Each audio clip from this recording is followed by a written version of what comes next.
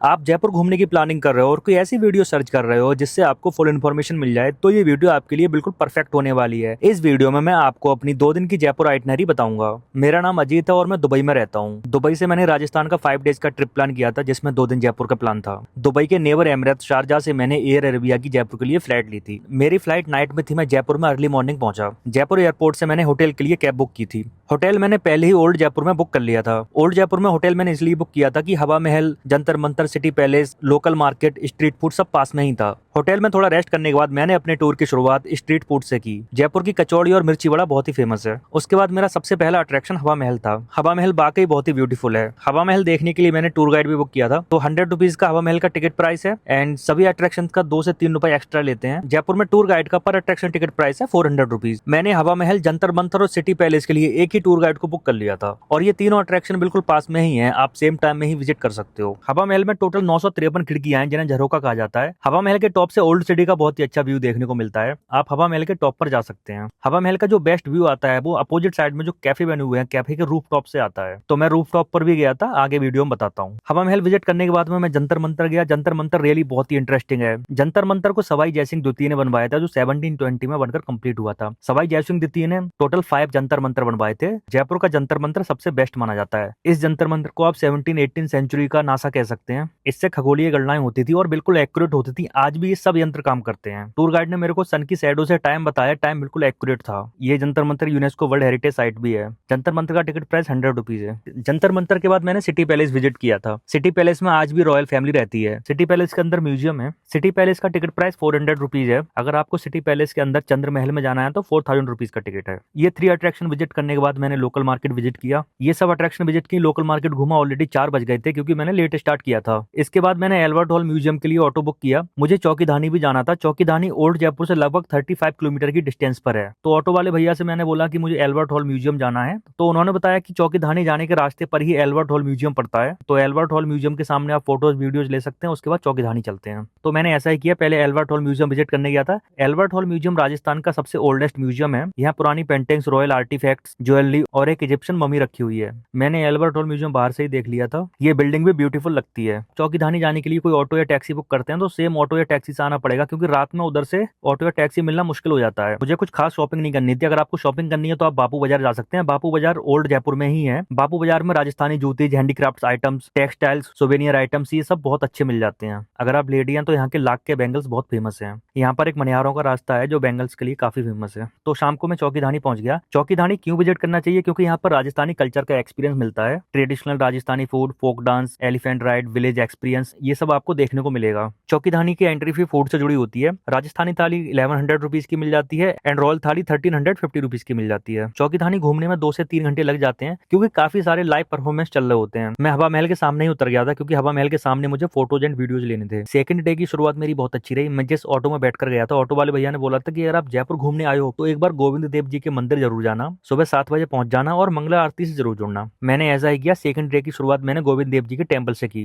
गोविंद देव जी मंदिर जयपुर में बहुत फेमस है। गोविंद देव जी के मंदिर की कहानी बहुत इंटरेस्टिंग है। औरंगजेब ने अपने शासन के टाइम में बहुत सारे मंदिर तोड़वाए थे। मथुरा वृंदावन में भी मंदिर तोड़वाए थे। गोविंद देव जी की मूर्ति को वृंदावन से निकालकर राधा कुंड, फिर भरतपुर राजस्थान एंड भरतपुर राजस्थान से आमेर जयपुर में लाया गया। उसके बाद में सिटी पैलेस के पास में मंदिर बनवाया गया और राधा गोविंद जी को स्थापित किया गया था। जयपुर के लोग गोविंद देव जी को बहुत ज्यादा मानते हैं एंड गोविंद देव जी की आस्था भगवान श्री कृष्ण के टाइम से जुड़ी मानी जाती है। सेकंड डे में मैंने फुल डे के लिए टैक्सी बुक कर ली थी। टैक्सी मैंने कैसे बुक की? जिन टूर गाइड के साथ मैंने हवा महल, जंतर मंतर और सिटी पैलेस घूमा था, उन्होंने ही मुझे एक नंबर दिया। उन्होंने एक टैक्सी वाले भैया से बात की। वो टैक्सी भी चलाते थे और उनके पास टूर गाइड का भी लाइसेंस था। मुझे ड्राइवर कम टूर गाइड मिल गए, जिससे मेरा ट्रिप बहुत ही ईजी बन गया था और मेरी रिक्वायरमेंट भी यही थी। मैंने उनको बताया कि मुझे ड्राइवर कम टूर गाइड चाहिए जो मुझे अट्रैक्शन भी घुमा सके। 400 रुपीज का पर अट्रैक्शन चार्ज था, वो मैंने अलग से पे किया था। टैक्सी मेरी 2000 रुपीज की हुई थी। जो मैंने अट्रैक्शन विजिट किए थे, मैं 3 फोर्ट में गया था, उसके लिए मैंने 1200 रुपीज अलग से दिए। मैं गलताजी टेम्पल भी गया था, उसके लिए उन्होंने बोला कि मैं 300 रुपीज एक्स्ट्रा लूंगा, सिसोदिया रानी का गार्डन एंड आपको गलताजी ले जाऊंगा। तो मैंने डन कर दिया था।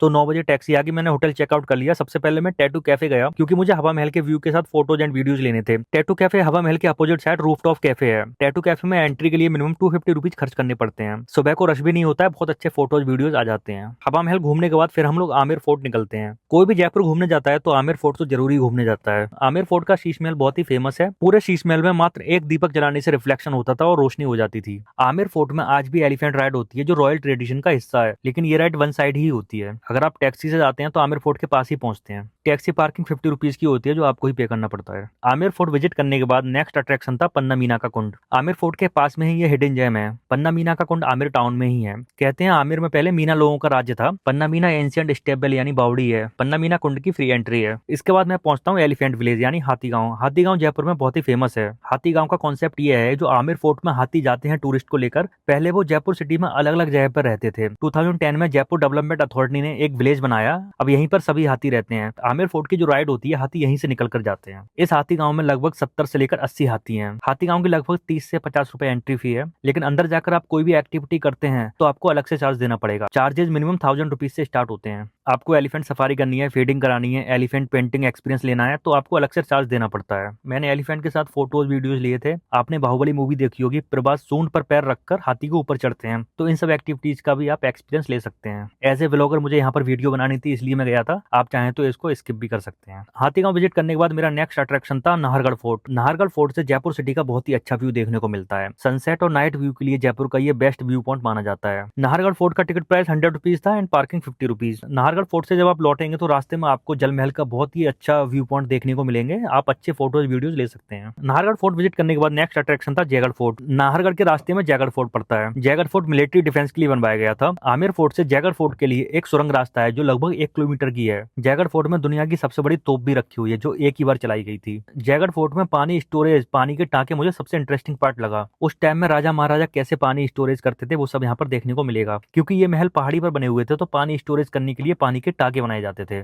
जयगढ़ फोर्ट को लेकर एक बहुत ही इंटरेस्टिंग कहानी है। मैं आपको बस यही बता रहा हूँ जो मैंने सुना है, मैं आपको ये नहीं बता रहा कि ये सच है या झूठ है। इंदिरा गांधी ने जब इमरजेंसी लगवाई थी तो इस फोर्ट पर रेड मारी थी। रेड में इतना ज्यादा खजाना निकला था कि ट्रकों से भरकर दिल्ली ले जाया गया। ये खजाना पानी के टांकों के नीचे छिपा हुआ था। जयगढ़ फोर्ट कंप्लीट करने के बाद नेक्स्ट अट्रैक्शन होती है गैतौर की छतरियां। गैतौर की छतरियां जयपुर का एक ऐतिहासिक स्मारक है। जयपुर के राजपूत राजा कछवाहा वंश के हैं। कछवाहा वंश की यहाँ पर समाधि स्थल है। छतरी का मतलब राजाओं की याद में बना स्मारक होता है। ये जगह जयपुर के महाराजाओं की अंतिम संस्कार के बाद बनी यादगारें हैं। हर छतरी अलग अलग राजाओं की होती है और उसकी नक्काशी बहुत खूबसूरत होती है। यहाँ सफेद संगमरमर और खास कला की डिजाइन देखने को मिलती है। सबसे प्रसिद्ध छतरी महाराजा सवाई जयसिंह द्वितीय की मानी जाती है। गैतौर की छतरियां घूमने के बाद नेक्स्ट अट्रैक्शन था कनक गार्डन। कनक गार्डन रास्ते में ही पड़ता है। कनक गार्डन में कुछ बॉलीवुड मूवीज की भी शूटिंग हुई है। मॉर्निंग में आमेर फोर्ट के लिए जाते हैं तो जलमहल रास्ते में मिलता है, तो मेरे साथ जो भैया थे उन्होंने बोला कि पहले तीनों फोर्ट कवर कर लेते हैं एंड आमेर फोर्ट मॉर्निंग में पहुंचना बेटर रहेगा, उसके बाद में जलमहल कवर करेंगे। जलमहल में थोड़ा सा ही टाइम लगता है। जलमहल मानसरोवर लेक में बना हुआ है। लेक में अंदर जाने की एंट्री नहीं है। पहले बोट चलती थी, पहले लोग जाते थे, टूरिस्ट के लिए एंट्री थी, बट अभी एंट्री नहीं है, तो अभी आपको दूर से ही फोटोज वीडियोज लेना होता है। जलमहल भी किसी अजूबे से कम नहीं है। जलमहल के 4 फ्लोर पानी के नीचे हैं। गर्मियों के टाइम पर जयपुर के राजा इस महल में आते थे।